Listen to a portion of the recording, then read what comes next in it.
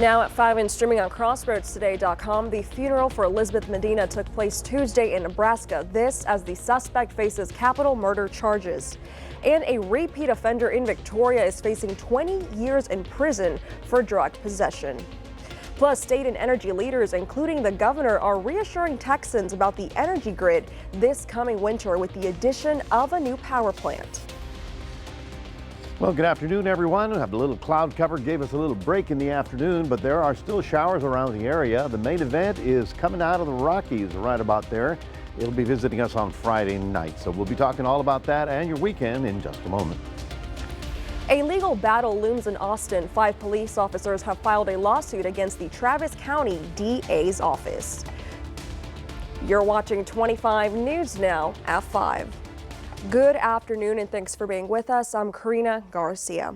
Family and friends gathered Wednesday to pay their respects to 16-year-old Elizabeth Medina at St. Mary's Cathedral in Grand Island, Nebraska. Medina's mother discovered her daughter's body in the bathtub after Medina was stabbed last week in their Edna apartment. Authorities arrested 23-year-old murder suspect Rafael Romero last Saturday at a mobile home park just outside the Schulenburg city limit. Lavaca County Today reports they actually arrested Romero back in October of 2020 for a home burglary that took place in early September of that same year. He faces capital murder charges and could receive the death penalty if convicted. A repeat offender was sentenced to prison by a Victoria County jury for cocaine possession. Tuesday, 51-year-old William Makachek was found guilty of possession of a controlled substance. In September of 2020, at a traffic stop, Victoria police found him in possession of more than 4 grams of cocaine. He was sentenced to prison in 2015 for a felony DWI after he had been arrested for a DWI on at least 5 other occasions. The jury handed down the maximum sentence of 20 years in state prison. Now, at around 3:45 today, Victoria fire crews responded to a fire call at the Patty Welder Middle School. The Victoria Fire Department says there was a light haze in the building and they found an electric HVAC went out in one of the classrooms. A few students say they were rushed out of the building and they heard smoke alarms go off. School lets out at 3:45. Now, 4 people are running to fill the District 30 state representative seat, including Brett Baldwin, who is a development consultant and former VISD board member. Victoria Mayor and mechanical contractor Jeff Bachnight is also in the race, and veteran service officer Vanessa Hicks Calloway makes a second attempt for the state representative seat. Her first run came during the primary election. AJ Louderback, a former and retired Jackson County sheriff, also wants to serve District 30. All this comes after Representative Jeannie Morrison stated she is not seeking re-election after holding the District 30 seat since 1999. The Republican primary is scheduled for March 5th, 2024. And now let's take a look at your forecast with Chief Meteorologist Mac Perez. Mac, tomorrow is our Christmas party. What kind of weather can we expect for tomorrow night? Well, I'm not going to go because I'm afraid what they're going to do to me. No, the thing is, we still are expecting the heavier rain to occur Friday night. And of course, it's a busy night for a lot of people. I've done Future Tracker all the way through Sunday, and you can see how we do have spots of over an inch of rain around the area. It should be coming down hard Friday night and much harder than what we've seen recently. So we'll be talking all about that and preparing you for the weekend coming up in just a moment. Turning to the latest in the Israel-Hamas war, National Security Advisor Jake Sullivan is in Israel meeting with other leaders there as calls continue to grow for a humanitarian ceasefire. National Security Advisor Jake Sullivan on the ground in Israel Thursday, meeting with Prime Minister Benjamin Netanyahu and his war cabinet. Jake also discussed the next phase of Israel's military campaign, and he asked hard questions, as we have been doing, about what all that could look like. Sullivan urging Israeli officials to show restraint in their war against Hamas and pushing for more humanitarian aid in Gaza, just a day after President Biden's harshest criticism of Israel so far. At a fundraiser, the president said Israel is losing international support because of indiscriminate bombing in Gaza. The White House appearing to downplay those remarks in an exchange with ABC's Mary Alice Parks Wednesday. If the president believes Israel is engaging in indiscriminate bombing, wouldn't there be an obligation from the U.S. to put new conditions on military aid? Every bit of security assistance we give any other country always comes with the expectation that the law of armed conflict is going to be respected and obeyed. But if they aren't, then isn't there an obligation for the U.S. to change the way that it's delivering military aid? That's a hypothetical that I'm not prepared to engage in right now. Israel continuing its barrage on Gaza, airstrikes hitting both the north and south. Meanwhile, the humanitarian crisis in Gaza is growing, crucial supplies running out. Hundreds of Palestinians in Rafah seen running after an aid truck as it drove through the Rafah crossing from Egypt into Gaza. The U.S. and Israel are still cooperating on another front, recovering the 135 hostages still being held by Hamas in Gaza. At the White House, President Biden met with the families of the Americans still missing. Rena Roy, ABC News, New York. The driver of an 18-wheeler in Harris County could be facing charges after a fatal accident involving an SUV today. The Harris County Sheriff said a Chevy Equinox SUV crashed into a semi carrying an oversized load of steel beams. The 18-wheeler didn't make its turn, so the driver backed up to try again. And when it reversed, the SUV slammed into the back of it, ripping off the roof. Police found a 38-year-old man sitting in the back seat of the vehicle dead. Two other adults and a 13-year-old girl went to the hospital, but they're expected to survive. A woman who cut off her ankle monitor and fled the country while awaiting trial last year is found guilty of murder in the fatal stabbing of a 23-year-old Seattle woman. After several days of testimony, a jury found Lisa Dykes guilty in the death of 23-year-old Melissa Boletillo. Dykes is also guilty of a second charge of tampering with a corpse. Melissa was last seen leaving a bar in Dallas before police discovered her body 6 months later in a wooded area near Wilmer. Two other people faced charges in her death alongside Dykes, but the Dallas County DA's office dismissed those charges. Prosecutions against the other two defendants were dismissed. 5 Austin police officers are moving forward with a lawsuit against the Travis County District Attorney and others. This comes from the charges the officers faced after the 2020 social justice protest in Austin following the murder of George Floyd. At least 5 APD officers whose indictments have been dismissed by the district attorney's office plan to pursue a civil lawsuit in response to what Attorney Adam Murray calls malicious prosecution by the district attorney's office. And so this has been a very difficult time. I mean, imagine answering a call of public service, putting your life on the line, and then be threatening with prison because of it, just as a result of political motivations.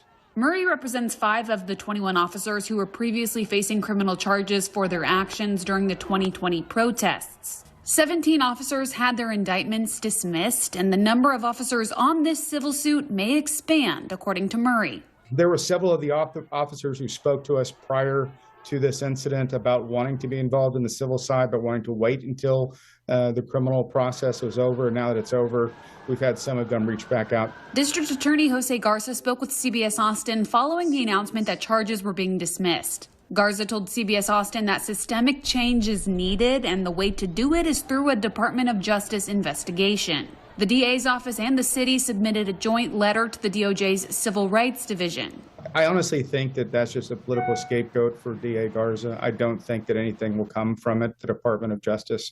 Frankly, any type of complaints to the Department of Justice could have been made 2 or 3 years ago. What would your response be to the people who believe that dismissing these charges is an injustice, specifically for the people that were injured? Well, again, I think that there's a lot of misunderstanding about the role of the police department and their training and what it is that they're doing. Of all the professions in the world, the only one that has as much criticism and scrutiny from non-professionals is law enforcement. So far, no response from the DA's office or the city about this lawsuit. State and industry leaders assured Texans today that the state's energy grid is better prepared for the cold months ahead. Natural gas and geothermal energy giant Calpine announced a major new investment into the state's energy grid, a new 425-megawatt natural gas power plant in Freestone County. That's between Waco and Tyler. The plant is expected to provide power to 85,000 more homes, adding 3,000 additional megawatts to the grid this year. Power grid is as ready and reliable as it has ever been for the winter season. We have more generating and dispatchable resources available to the grid than we have had in any prior winter in history. The investment comes after the state legislature approved a massive plan to provide low-interest loans to energy companies as initiatives to build more power plants. The plan focuses on dispatchable energy, meaning fossil fuels are readily available whenever needed. Elon Musk has plans to open a STEM school in Texas. Tax filings reported by Bloomberg show that the billionaire put in about $100 million to start the school in Austin. The science and technology-focused primary and secondary school will be based near the Austin area, with the goal of expanding to a credited university. Musk moved there in 2020 out of dissatisfaction with California's high taxes. County land appraisal data shows Musk companies hold at least $2.5 billion in property, including Tesla's factory near Austin and SpaceX launch site in Boca Chica, Brownsville.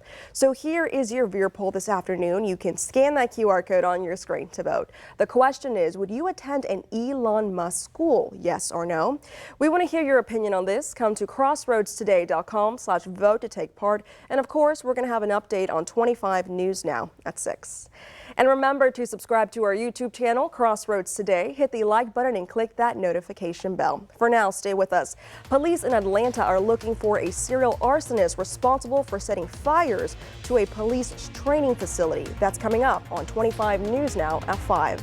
Also ahead, a $1 billion defense spending bill has been approved by the House and now heads to the president's desk.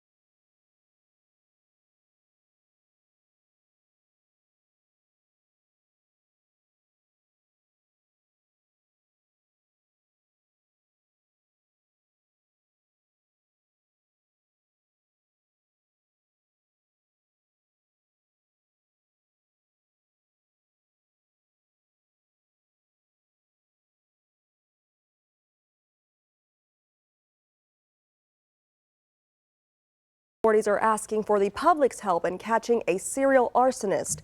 A $200,000 reward is being offered for information leading to the conviction of those responsible for setting fires to Protest Cop City, which is the proposed Atlanta Public Safety Training Center.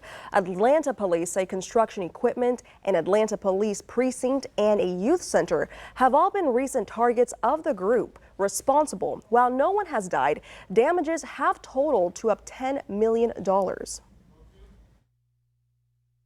For the last number of months, we have contended with a very small group of individuals that have worked very hard to impact the quality of safety in Atlanta. They have been using the tool of fire and the crime of arson to make sure, for whatever motivation, that when a citizen or visitor to the city calls 911, that the individual that shows up doesn't get there quick enough, isn't prepared to do what they're supposed to do when they arrive, and they're not trusted when they arrive and leave. Several people have been arrested in connection to the crimes, but authorities are looking for more. New research has shown lung cancer cases have risen among women in recent years, even those who have never smoked. Here are some red flags to look out for. It's long been known that those who smoke now or in the past are at higher risk for lung cancer, but people who don't smoke can be diagnosed with it too. Upwards of 20%, especially of women who get lung cancer, are never smokers. The American Cancer Society says exposure to secondhand smoke, pollution, family history, and other factors can contribute to lung cancer diagnosis, but there's not always a clear culprit, says Dr. James Finnegan with National Jewish Health. Most of the people we see who are non-smokers who get lung cancer don't have a documented other cause.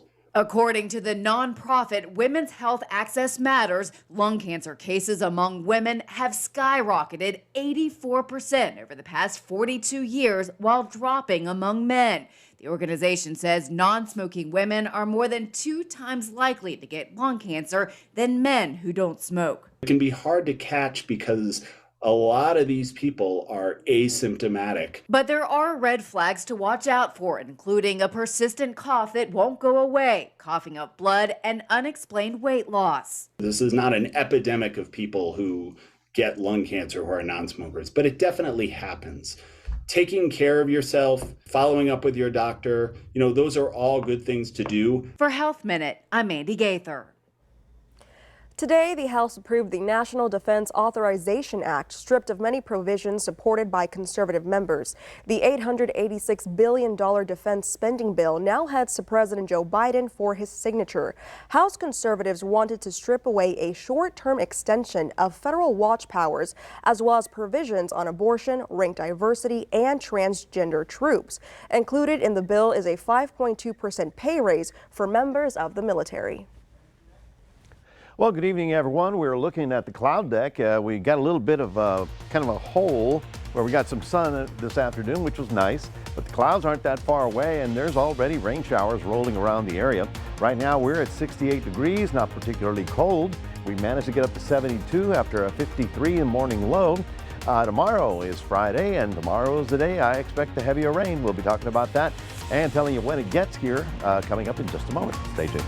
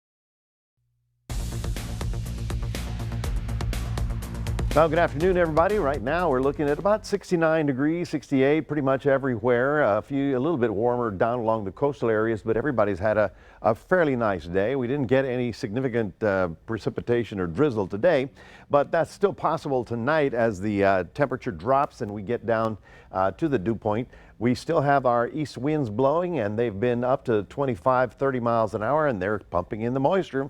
And like we said, for the last 4 or 5 days, we are getting ready and all the ingredients necessary for a heavier rain event.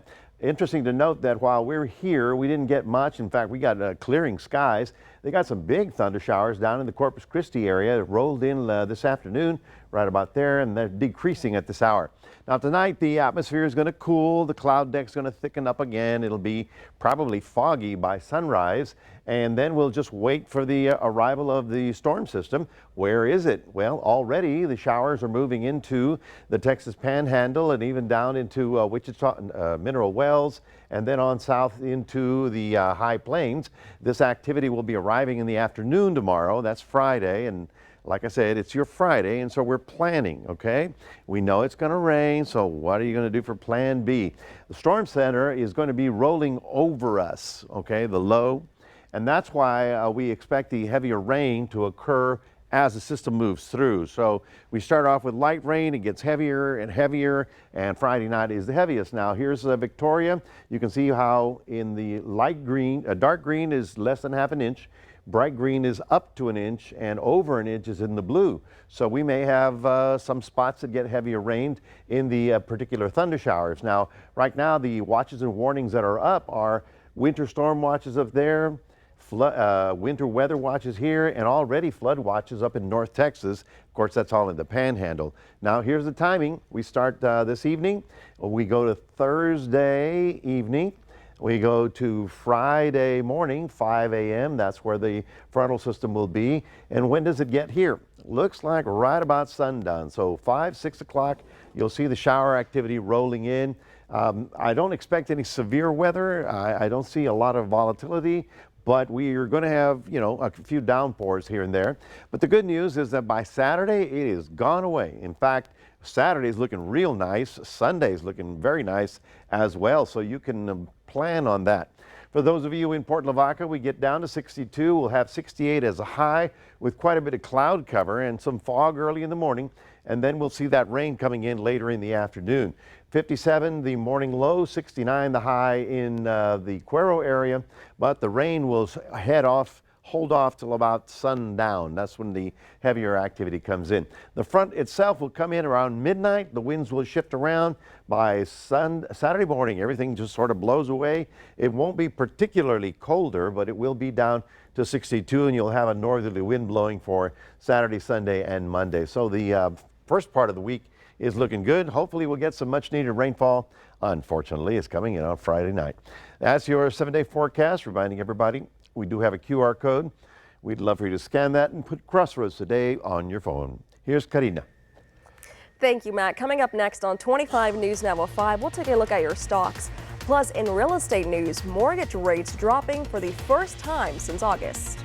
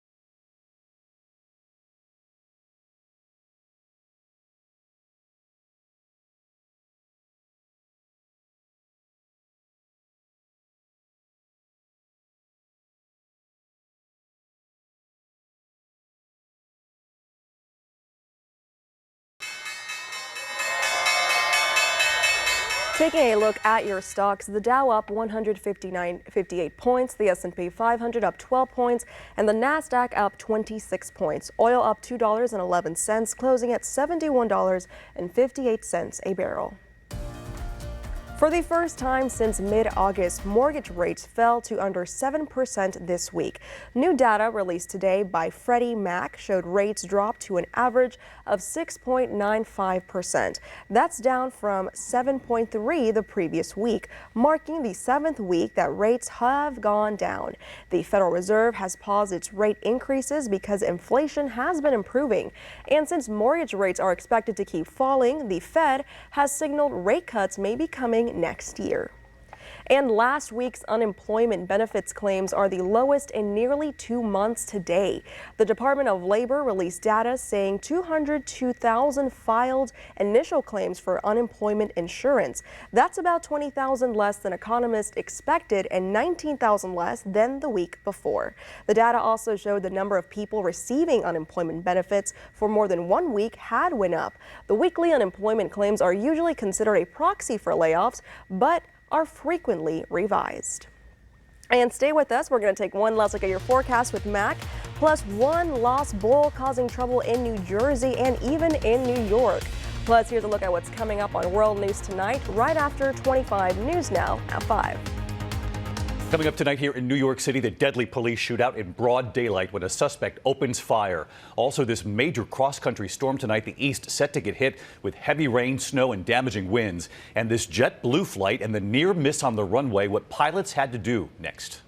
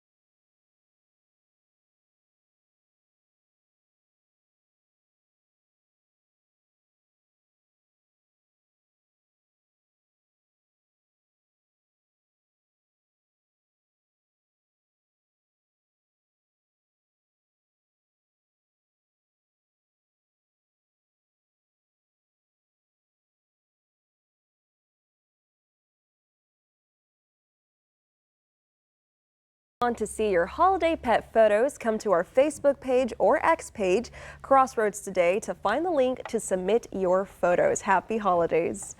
Now, train riders in New Jersey experienced 45-minute delays this morning thanks to this lost bull. New Jersey Transit says, yeah, this bull right there. Look at him. Well, they say that this bull made its way into, or rather onto a train track in Newark, pausing service into New York. It's not known where the confused bull came from or how he even ended up at the station, but multiple agencies responded to the scene and they were able to contain the bull inside a fence.